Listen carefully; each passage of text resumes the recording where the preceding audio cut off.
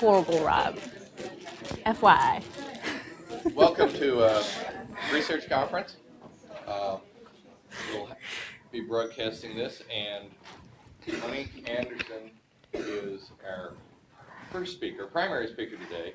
She's newly on our faculty and funded through the Common Fund to examine demographic subgroup standardization and look at create geospatial SES variables, interesting piece, and look at some new methods of doing analyses.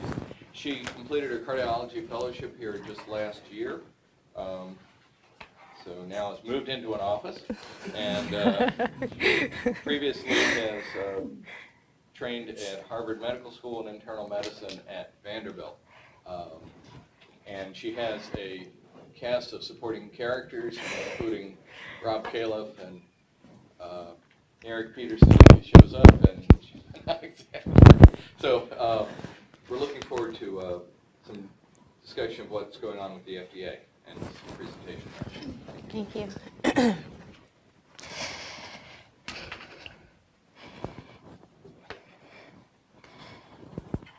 Well, thank you for the opportunity to speak this afternoon. As Doc mentioned, I am funded through a Common Fund administrative supplement to explore standardization of demographic variables in the healthcare systems collaboratory, as well as think through new methods of new methodology for examining heterogeneity of treatment effect analyses. And my disclaimer today is, after writing and thinking about demographic subgroups and clinical research for more than 9 months now, I'm more conflicted about the topic today than when I was naive about 9 months ago. So I really look forward to your opinions today. So I'm going to talk to you about Section 907 of FDASIA, which is the FDA Safety and Innovation Act. And then I'll review NIH and FDA rules and guidances for inclusion of minorities in clinical trials. And I apologize, the breadth of this topic is so big that today I'm only going to focus on minority inclusion as opposed to gender and age inclusion. But we'll look at some pivotal examples of HTE analyses and RCTs. And then I'll talk to you about some of my own data on making clinical trial data available, both from a results reporting standpoint and from demographic reporting. And I'll touch on DCRI and Duke data as well. So Section 907 of FDASIA was a U.S. Congress mandated FDA review of demographics in medical product applications for approval in the United States.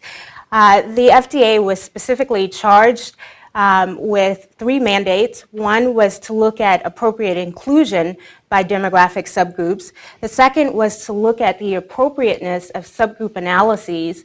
And then the third was to examine how FDA data is available to the U.S. public. They published this report in August of 2013. There was an FDA public hearing on April 1st of this year, of which I participated in, and Magnus Oman represented ACC. An action plan is due to Congress by August of 2014, and public comments are due on May 10th, 2004, or May 10th of this year. And this is really the reason for our conversation today. So the report was so named, Collection, Analysis, and Availability of Demographic Subgroup Data for FDA-approved medical products. And for the analysis, they used 72 medical products approved in 2011, which was essentially all of them. The initiative was led by the Office of Women's Health and supported by the Office of Minority Health, and really included the major leadership organization for medical product organizations, or FDA offices for medical product approval.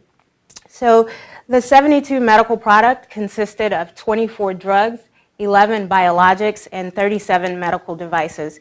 And this number may seem small, but it actually represents the average number of products approved in the United States every year. So this is a very busy slide, and I really don't want you to look at much, but let me orient you. So these are drugs approved by the Center for Drug Evaluation and Research. The first column represents the indications for the drug. The first row represents the race groups. And as I'll show you later, because data is collected so variably on Hispanic ethnicity, the FDA was not able to include this information in their analysis. So really, all I want you to see is the white column. And you'll notice that there are very high percentages here, and it's the representative population included in clinical trials responsible for medical product approval in the United States. So in some cases, approaching 100%. And then zooming in on just a few of these medical products, some of which we at the DCRI have had a major role in getting approved through the conduct of the phase 3 clinical trials. But as you see, for very common conditions, there are very few minorities included in these clinical trials, with the exception of hypertension, which did include, for the most part, a representative sample, and hepatitis C, an effort which Andrew Muir here at the DCRI participated in. And then just zooming in further on one of the clinical trials, this represents the population inclusion for lanagliptin. The blue represents the average race subgroup population in the United States. The red represents the prevalence of diabetes in each subgroup. And then the yellow or green here represents the clinical trial inclusion for lanagliptin. And as you can see here, whites are overrepresented in this trial, yet they are the lowest prevalence group in terms of diabetes. I'll stop there and just let you guys take that in, because this really represents the majority of what was found in this FDA report. And biologics essentially had essentially the same demographic inclusion as drugs. These are data by the Center for Device and Radiologic Health. So 37 devices were approved for different indications, and the blue again just represents the white populations. Where you see red, those are African American populations, and they are overrepresented in infectious disease trials, such as HIV, HIV diagnostic devices, human papillovirus, and hepatitis B. And then there are other overrepresented trials where they were specifically recruiting only minorities for the trials. Now, what about the public availability of data? The FDA report highlighted that 50% of medical products approved in 2011 actually had data on safety analyses by race subgroup in this analysis. And then 80% of medical products had data on efficacy or effectiveness subset analyses. When thinking about product labels, which is where most of the information is actually communicated to physician and patients, the FDA recognized that very few medical products had adequate data to include in the product labeling. In fact, only 3% of safety data was included in the label and 23% of effectiveness data. Now, devices are not under the purview of the demographic rule, as I'll explain to you in a minute. Yet, despite that, 70% of devices included data on race and ethnicity. However, very few analyses were conducted. In fact, only 20% of medical devices included data on race and ethnicity, and 17% of those data were made available to the public by the FDA. So in summary, drugs and biologics all include tabulations and address subset analyses by demographics. Whites still dominate clinical trial participation, and then for the most part, subgroup analyses are still without sufficient power to detect any subgroup differences. Devices aren't really regulated by demographics, but despite that, they still report their data. And I've told you the statistics here. And then the FDA concluded that in general, information is largely available to the public, although they recognize the variability And that's included through label information, medical reviews, consumer updates, safety alerts, and label changes. Now, one of the things I spoke about at the FDA is just the difficulty of actually finding these data. Most of them are in medical reviews that can extend up to 900 pages. So let's just take a step back and actually talk about why race and ethnicity may be important. So we know, and I don't need to show you data on this, that there are very common diseases that are expressed quite differently by demographic subgroups, where the incidence and clinical outcomes as well as the clinical course vary dramatically. A few of these examples are lupus and chronic kidney disease in blacks, diabetes and hypertension overall in minority subgroups, and then prostate cancer and colon cancer, which are dramatically underrepresented, and there are more. Biologic responses to drugs often differ by subgroups. Because I'm a cardiologist, I've only listed cardiology drugs, but in post-marketing observational studies, statins, immunosuppressants like tacrolimus, warfarin, beta blockers, ACE inhibitors have all been shown to differ. And then probably for me, most importantly, is this notion of upholding the ethical conduct of research. One of the ethical precepts is that, that clinical trial inclusion would be based on fair subject selection and not vulnerability or privilege, as it seems to be continue to be manifested. So how did we actually get here? This is actually a Hastings Center report article from 1992, literally blasting the NIH and the FDA for their practices.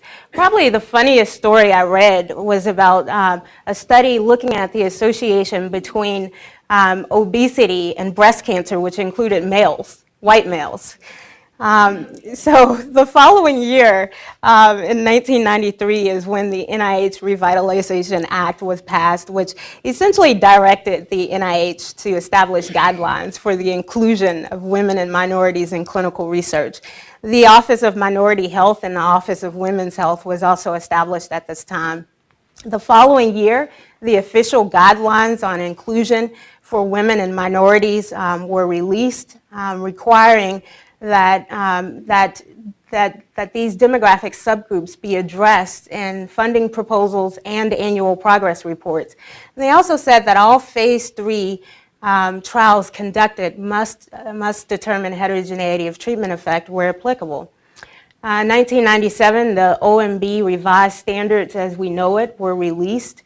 In 2000, in growing recognition that heterogeneity of treatment effect analyses were actually not being carried out, guidelines were updated again. This time, the NIH required that demographic subgroup analyses be addressed in the research plan, progress reports, competitive renewal applications, final progress reports, and IRB applications. They also specified or strongly encouraged the reporting of HTE analyses in manuscripts. And then 2001, the Health and Human Services and the NIH under HSS officially adopted OMB categories. NIH in 2000 published guidance on HT analyses, and essentially for applications being submitted to the NIH, if a prior trial had shown any indication of heterogeneity of treatment effect by demographic subgroup, then a subgroup analysis is mandatory, and the trial has to be powered not only for the primary outcome, but for the subgroup analysis as well. If previous data neither supported or negated subgroup analyses, then they were still required, but they didn't have to have power to demonstrate subgroup treatment effects. Excuse me, what's HTE? Oh, so sorry, heterogeneity of treatment effect are mechanisms for doing subgroup analyses, and essentially it's interaction testing within statistical models. So it's essentially looking at the primary outcome by various subgroups based on clinical characteristics or demographic characteristics. Thank you. So, and if the study topic doesn't support HT at all, they're still encouraged but not required. Now moving over to the FDA, what are their policies? So in 1988, guidelines were published on how data were actually to be presented to the FDA for medical product applications, specifically for new drug applications. And here they emphasize the importance of subgroup analyses, and particularly mention race and ethnicity, but again, not required. It really wasn't until 1998 when FDA-wide review, very similar to FDASIA, revealed that only half of new drug applications had heterogeneity of treatment effect analyses. So the demographic rule was released, and this time requiring sponsors of investigational new drug applications to submit annual demographics of enrolled populations. And then new drug applications were required to submit safety and effectiveness data for demographic subgroups. Again, this says nothing about the appropriate number of minorities to include or how the minorities should be characterized, but just that they had to be tabulated. And then in 2005, in growing recognition of their inability to combine data across studies and to align themselves with the NIH, the FDA released their guidance on race and ethnicity reporting, officially adopting the revised OMB categories. In 2007, FDASIA, which we'll talk more about, basically required the reporting of basic results and baseline characteristics to clinicaltrials.gov. Race and ethnicity is optional, age and sex are mandatory. And then this brings us to FDASIA in 2012. I want to take a step back just to put this all in perspective for NIH-funded versus industry-funded trials. When it comes to mandates for race and ethnicity inclusion, OMB categories, and heterogeneity of treatment effect, really there are rigorous rules for NIH-funded trials. But industry-funded trials aren't really under any regulation other than to include their tabulations and to calculate heterogeneity of treatment effect analyses. But who's responsible for the clinical trials that bring medical products to the market? It's industry-funded trials. In fact, only about 14% of NIH-funded trials are used in analyses for medical product approval. So what are the minimum OMB categories? I'm sure you're all aware of it, but just to rehash, it's a two-question format. Ethnicity is asked first, and that's based on whether you're Hispanic or not. There are 5 race categories with a two-question format where self-reporting is strongly encouraged and ethnicities to actually precede race to increase the chances of clinical trial participants answering the questions. More than one category is committed or more than one category is allowed for multiracial categories, and that's significant as we think about the increasing multiracial population in America. So now I want to take a step back. I've told you about the regulations. Now let me tell you about some heterogeneity of treatment effect analyses. Now we all know the BIDEAL story, but I want to talk about it a little bit from a researcher standpoint. So there are several trials that led to the approval of ACE inhibitors in the United States as a drug. And in growing recognition from observational studies, it was discovered that blacks are at increased risk of death from heart failure even when taking ACE inhibitors compared to whites. Now, these trials were all published in the 1980s. This is before any requirements for minority clinical trial inclusion. But in 1999, investigators, both for VHEFT, which is vasodilators in heart failure therapy trials, and SOLVED, studies of left ventricular dysfunction, went back and individually analyzed their data. Now, they didn't do the subgroup testing that our statisticians would do today. This wasn't based on interaction testing. They essentially separated the race groups and examined for significance. But what they found in VF1, which looked at vasodilators, is that blacks looked as if they had a potential benefit to isodil and hydralazine, whereas whites didn't really have, didn't show that same benefit. VF2, which examined vasodilators compared to isodil and hydralazine, basically showed that blacks didn't really have a differential benefit, but whites appeared to benefit from from enalapril. This claim really raised a lot of concern and called for a race-specific trial, which was approved by the FDA in 2001. Basically the African American heart failure trial, and it compared Bidil or Isodil and hydralazine to placebo on Black patients who were on standard therapy. And the trial was actually stopped early for mortality benefit. There was a 43% risk reduction in mortality and a similar reduction in hospitalizations.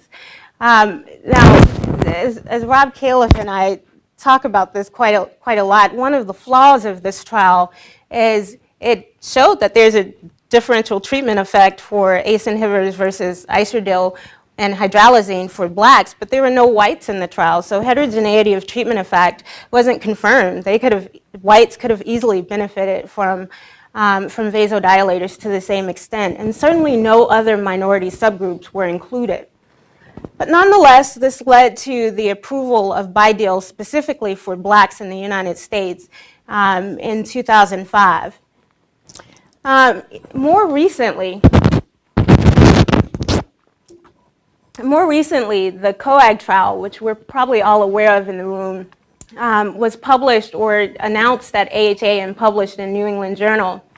And essentially, the purpose of the trial was to compare a genotype-guided algorithm with a clinical-guided algorithm for first-time Coumadin users to see who could be, or what percentage of what percent of this population could be kept in a therapeutic range over a 1-month period.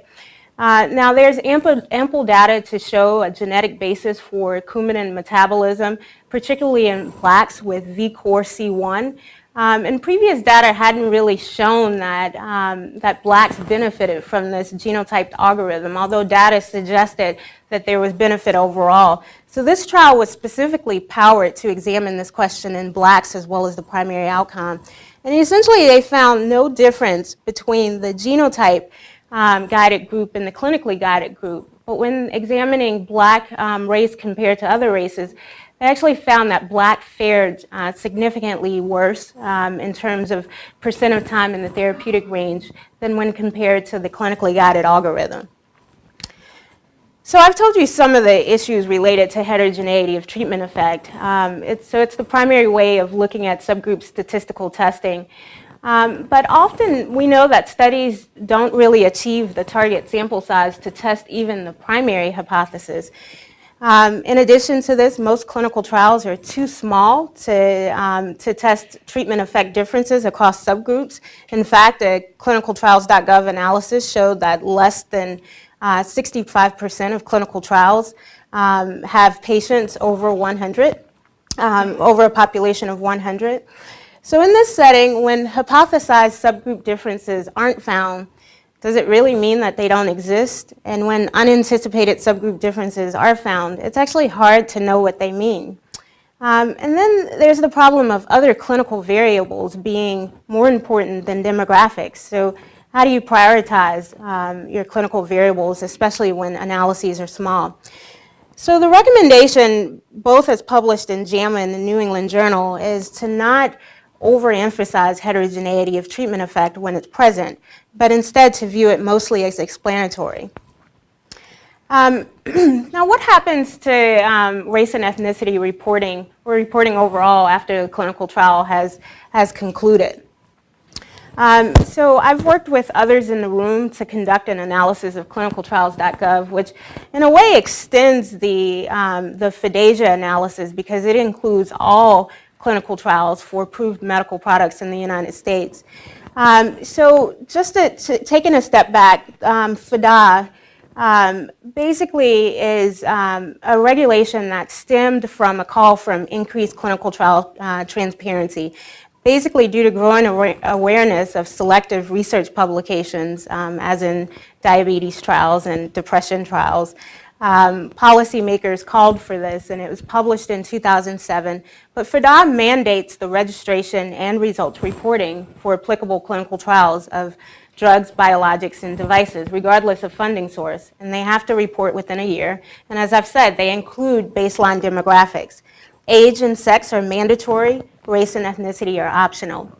So the objectives of our analysis was to look at results reporting and time to reporting, and then to examine the degree of voluntary race and ethnicity reporting, and then factors associated with OMB use.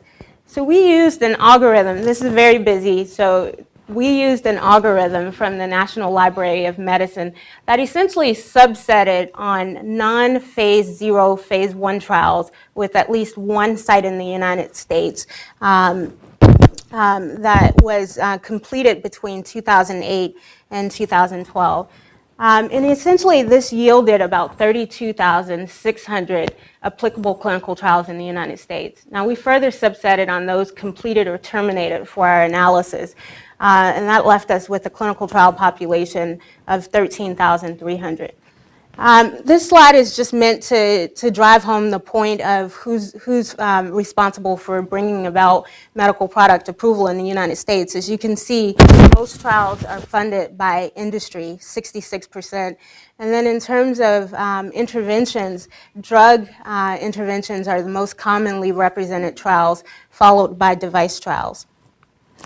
And we found that overall reporting is quite lackluster with regards to this legislation, which has significant penalties. Only 13.4% of clinical trials published within 12 months. And over the 5-year life of the legislation, only about 38% reported. And then race and ethnicity reporting was only done in 19.1% of the trials. OMB categories were only represented in 1/5 of the trials that reported race and ethnicity. Now, this slide actually shows time to reporting by funding source.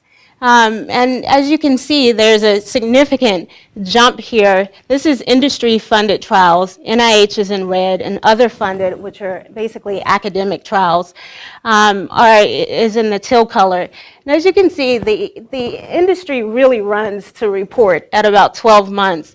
In fact, it's associated with 50% more reporting. But over time, the NIH catches up to industry-funded trials. The median time to reporting overall is 17 months. Industry does better than that. The NIH is significantly delayed, reporting in 23 months. Now, I wanted to share a little bit of the data on Duke-funded NIH trials. It was harder to identify industry-funded trials that the DCRI participated in. But we essentially found that 13 trials funded by the NIH and sponsored by Duke were completed in our same analysis period.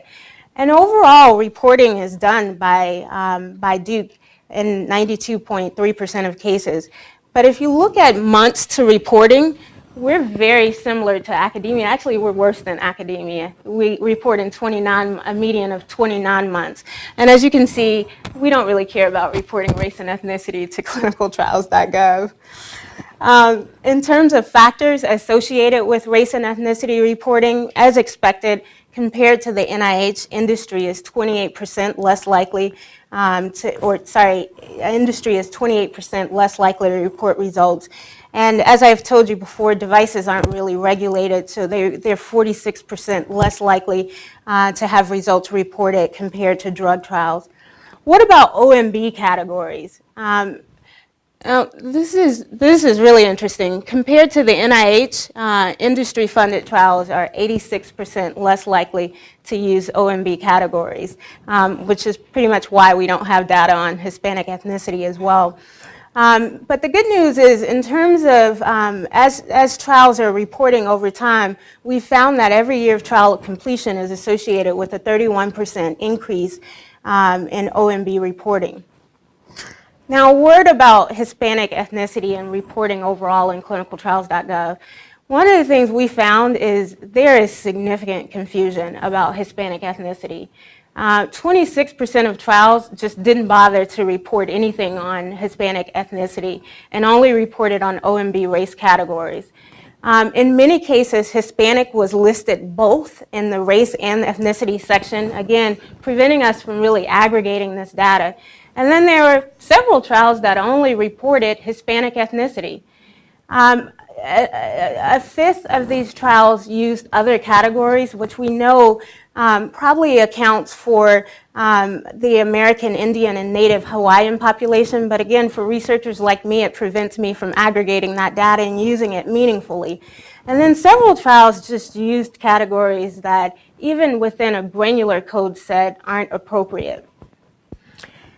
So this actually, for me, is quite hopeful because it shows the clinical trials conducted by Duke that have had a major role in bringing drugs to the market. And when you look at it, we've helped to bring Xarelto, Prasugrel, Ticagrelor, and Apixaban to the market. Now, the criticism is we're still not doing that well in terms of most trials for recruiting minority as you look at the blue line. But if you look at Ascend AF, they did pretty well. That's the Nasiritat study at the end. They did pretty well in recruiting minorities for this heart failure study. So in conclusion, minority inclusion in clinical trials is low for those trials that are responsible for bringing medical products to the market. Most race subgroup analyses for product approval are not sufficient for analysis. Industry has largely lagged, I believe, because there are not really any mandates that require diverse inclusions, although we may see a difference after August of this year. OMB use is low overall, particularly in industry-funded trials. And then race reporting is variable in manuscripts and actually low in clinicaltrials.gov. As such, demographic data may not be available to the public for research policy-related purposes or patient care. But this is actually a moot point if results reporting isn't taken seriously overall. So with that said, here are the questions that the FDA has for those wishing to do a public comment and the questions that I have for you. So the first is, what approaches might be used to encourage enrollment of representative populations in clinical trials? What approaches should the FDA use to actually standardize the capture of race and ethnicity information, including those conducted in other countries? And given that it's not sufficient to power most studies to detect subgroup differences, what approaches should be used to analyze subgroups to explore clinically relevant information? How might additional clinically relevant information about subgroups be obtained in the post-marketing setting? And then what's the best way for the FDA to actually communicate this information? So with that said, I'd like to thank my mentors and other team members who participated in these clinicaltrials.gov analyses. And I think now we have a panel discussion where Eric Peterson and Rob Califf, John Alexander, and Lisa Verdon's going to come up.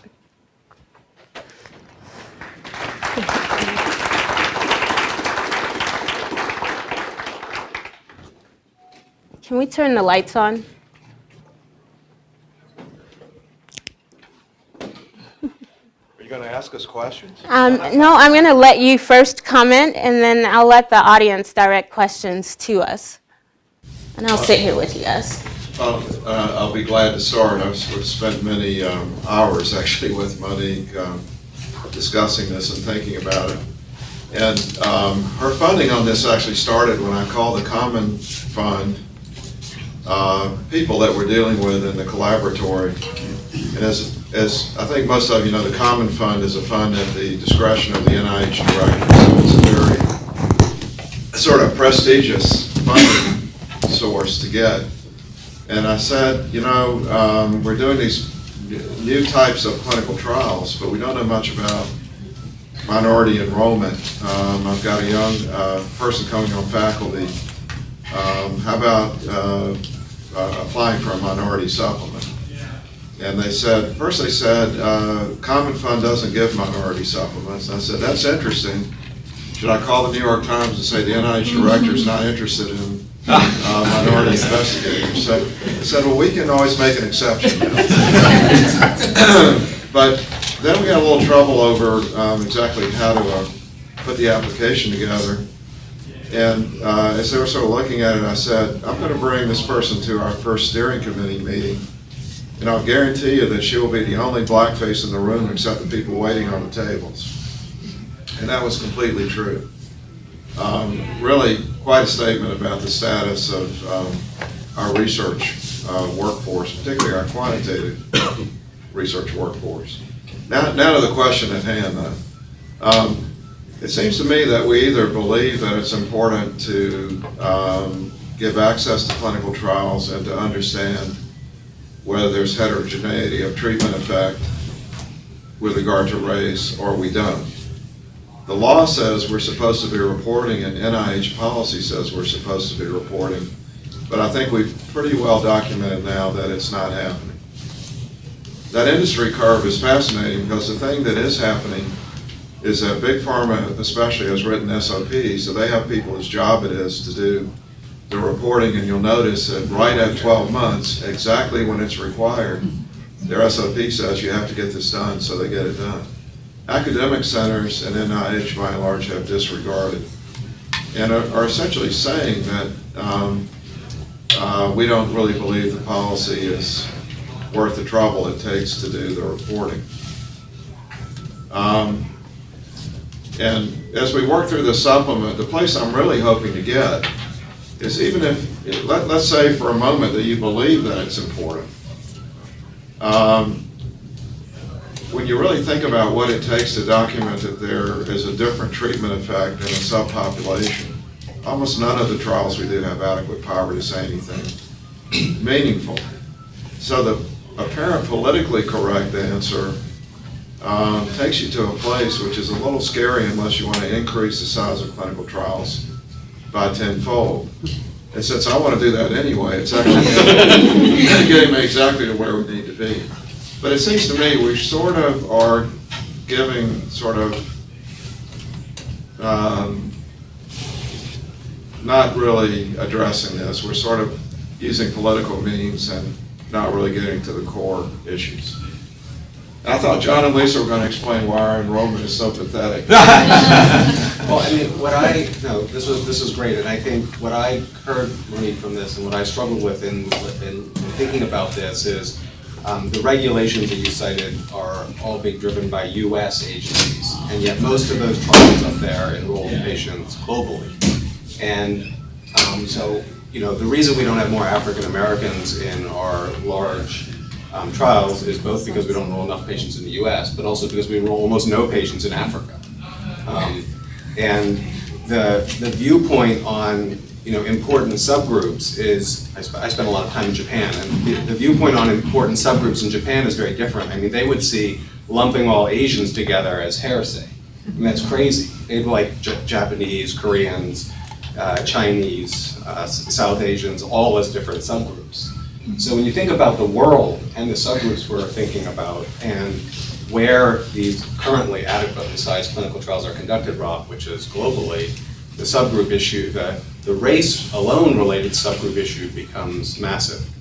And then it was also reflecting that, you appropriately commented at the beginning of your presentation, you were going to focus on one subgroup, race. But so in Aristotle, we had 26 pre-specified subgroups. I don't know how many you had in Rocket, but we found Ours is better. Yeah, sure. But we found a few statistically significant interactions, and I have no idea whether they mean anything or not after having 26. And the more people you ask, as we went around our steering committee, everybody wanted to add more subgroups. So and if you then start to think about adequately powering a study for all of these subgroups, as Rob said, it's really daunting in terms of the number of patients you need from each of those subgroups.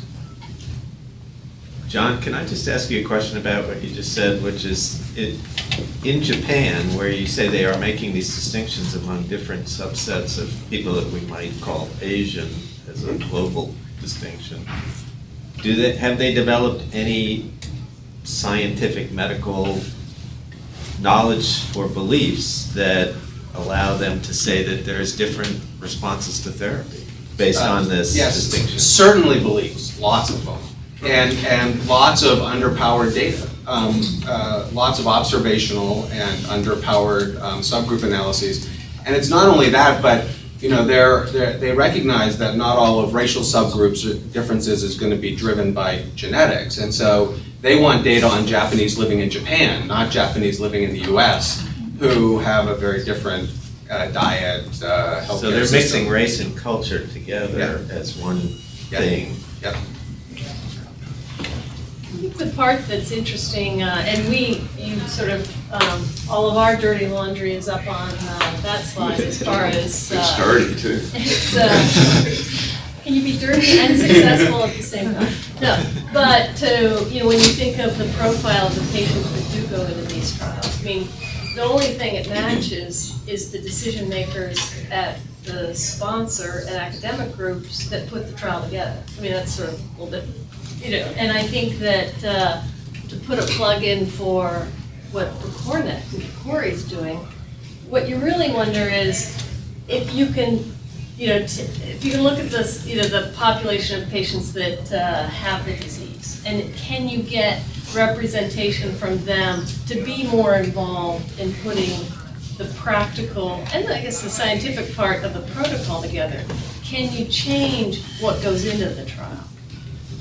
Certainly when you look at you described what you saw in your group just that came together to talk about the topic. I mean, when you look out into the audience of people, even here, and when you're doing a trial, it doesn't reflect your patient population. It's heavily represented outside the physicians just by women, which doesn't even come close to the representation that should be going into the project. So how do you change that? I mean, that's the question. So I didn't comment on this slide, but I included it because a real question came up of should we be thinking about. Monique, You we got can't hear that. Here, Panel. hold me 1 second. You can't hear any of us? Well, Yeah, we you heard know, yes, but not Monique. it needs to be louder. So I'll just speak loudly. So one of the questions that came up at the FDA meeting and that I have in general after working with the Healthcare Systems Collaboratory and PROCORNET is should we actually be looking for new mechanisms like PROCORNET or national registries to monitor for heterogeneity of treatment effect and safety and effectiveness data? Or do we really sort of just continue to do the old model of phase 3 clinical trials? So it's worse. Now you're going to try to find a subtle Oh, by the way, difference this is in the argument that Magnus Ullman advocated for on behalf of the ACC as well before your talks. You're going to try to find a subtle difference in a treatment effect that you're going to try to pick up in an observational data. Eric, what do you think? I mean, it's a poor man's substitute, right, for this? I mean, you could potentially pick up something, yes, a safety signal that was not picked up heretofore in populations, but it's your safety signal last resort.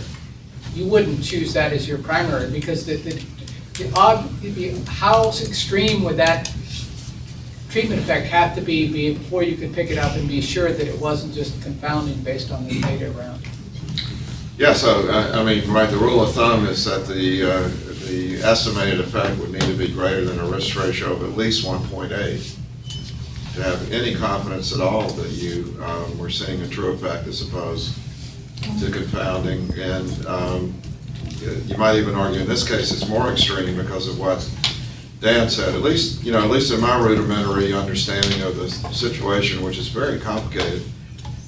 Race in the United States is much more about culture than it is about genetics. There are some, fascinating genetic factors being found now, but even the profound ones have a small effect compared to issues about either access to care or the way people consume healthcare and the impact that has. And so, given that that's the case, you would expect confounding here to be astronomical compared to just people who start out with an equal access situation. So let's go to simple things, right? Let's move this ball a little bit down the road. One, it seems reasonable that most studies of drugs used, if the FDA has privy over a US population, just like Japan has privy over Japan, it would be good that the FDA actually required that the patients be, some representative population be studied in the US as statement number one. Because I would argue that there's probably larger differences there than anything that you can see across racial differences. And probably more evidence for that in current clinical practice. But that's not even required. There are drugs going up to market right now that have not a patient enrolled in the US. Or 10, you know. Yeah. So that would be one. Little small numbers. Well, if Aberdeen is 0. Right. That's true. How's that possible? Well, I mean, but let's say you were Japanese, Yeah, or there you were are 100 Singaporean, you'd say, Yeah, there are it's 100. about time we started to develop drugs where most of the people live, and let the US make a guess as to the right dose for. There are 180 countries in the world. The likelihood of real differential treatment effects across those 180 subgroups is not that big. Yeah. Now, the US is a little different. US is a little because we all live here, but And many of the trials, the endpoints here that we're looking at are those that potentially are shifted based on the delivery of care systems that are placed in those countries. That being said, representative ought to be the term we ought to be trying to get at. You do show that in fact some of your disease states, the populations are predominantly, there are racial differences.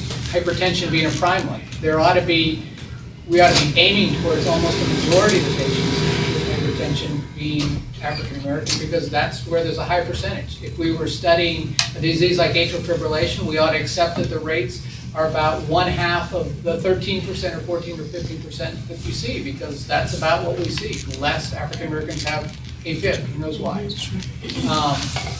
We ought to be looking at not only race, but what about age?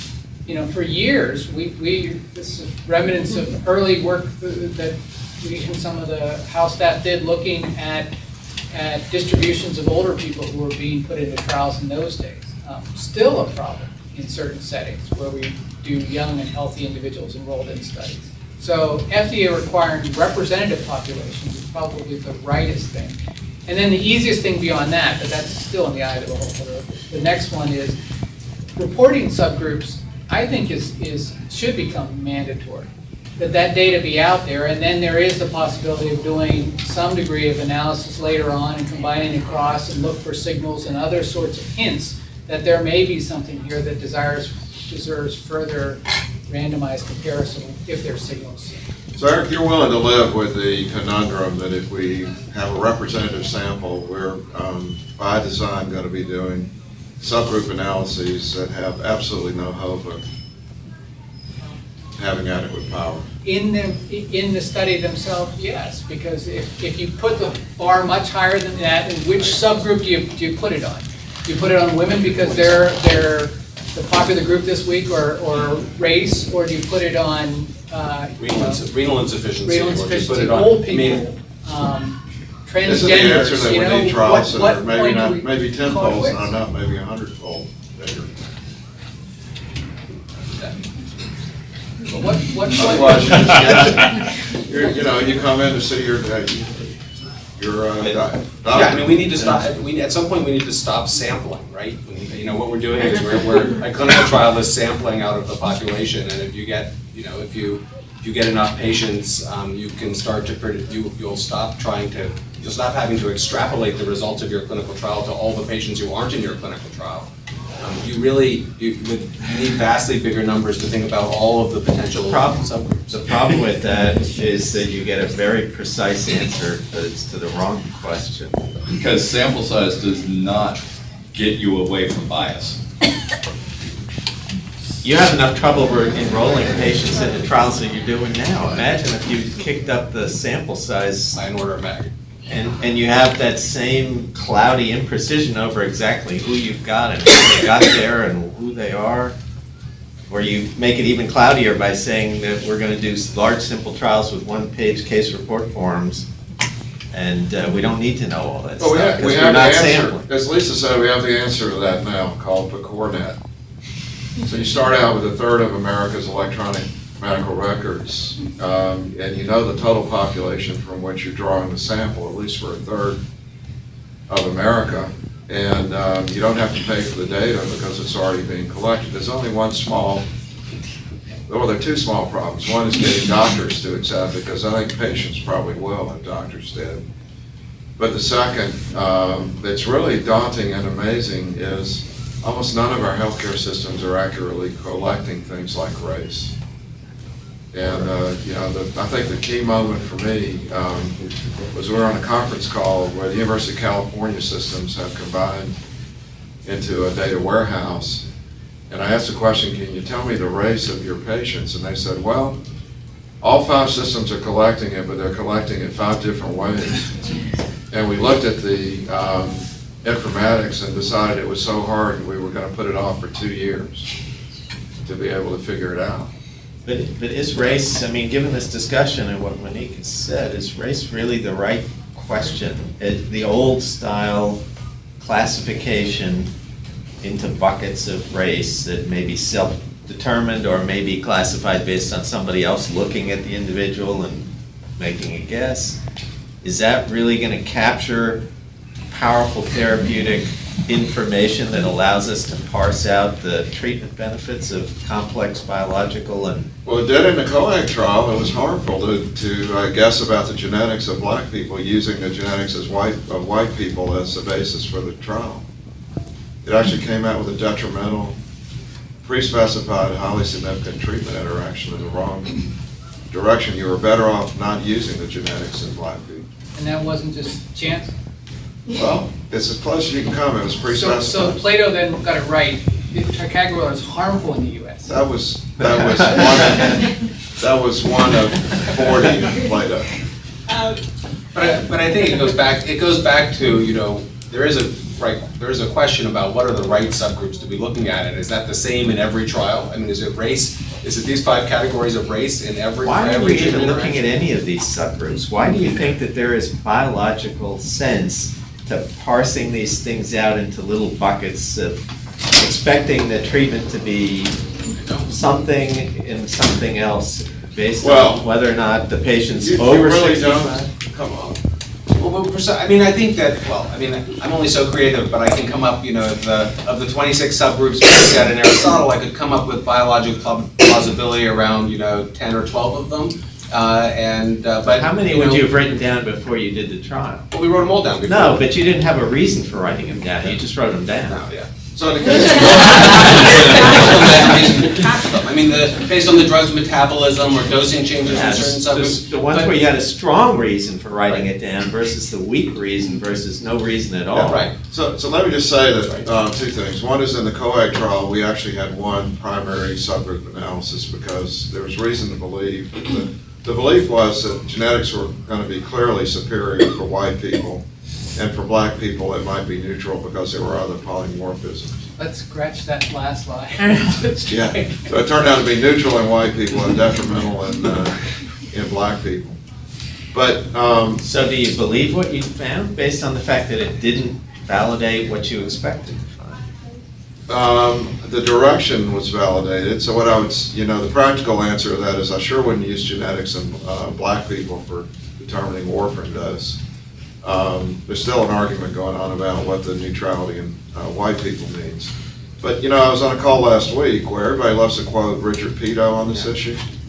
But I think what people need to understand is Richard Peto preaches about not using subgroups unless he finds one that he's interested in. So the famous aspirin clopidogrel trial, we got a very surprising answer. He not only took out a subgroup, he took out a post-randomization subgroup and had them write the paper as if that was a primary answer to the trial. So I think a lot of us have beliefs. I think Linda Davidson-Ray has a question. I think we have time for one additional question.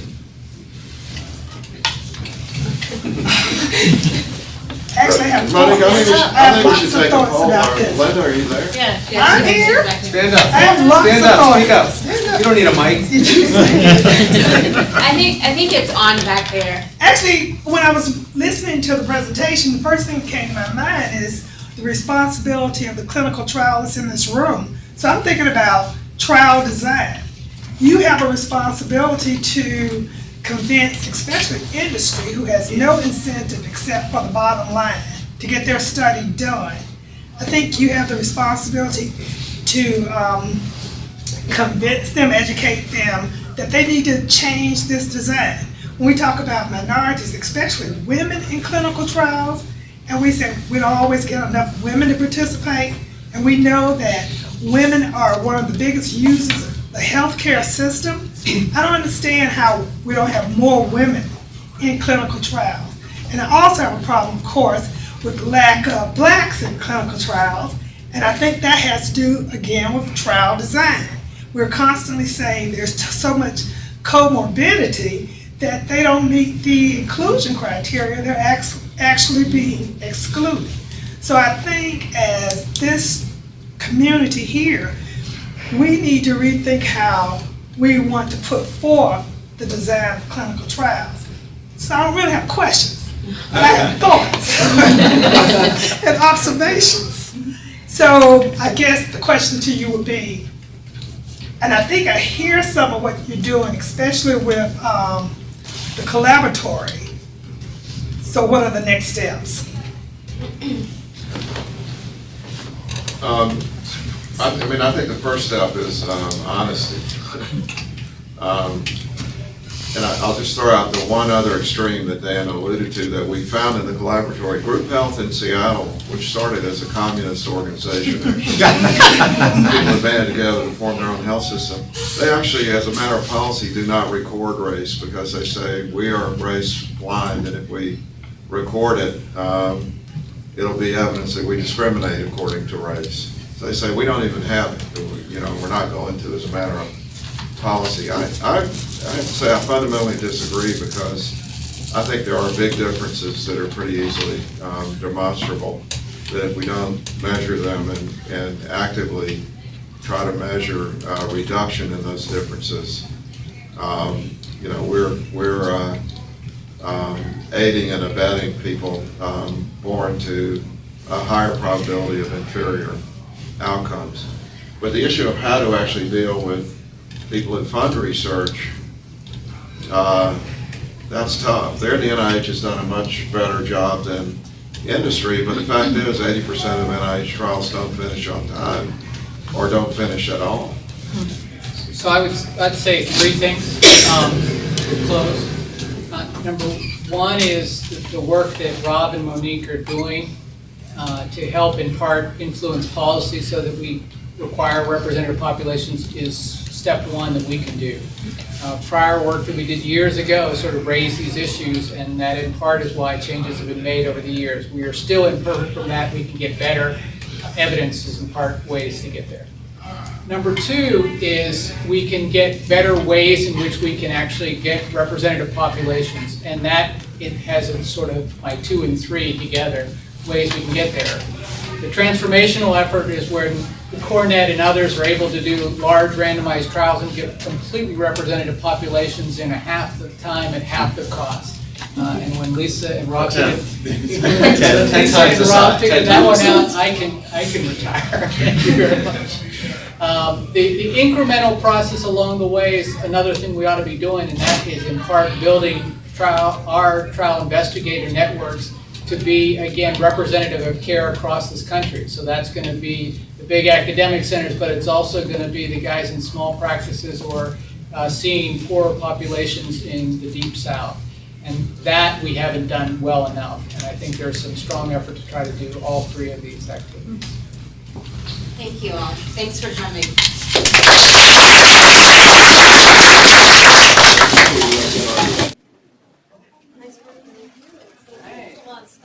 We're walking. We're recording while you're doing it.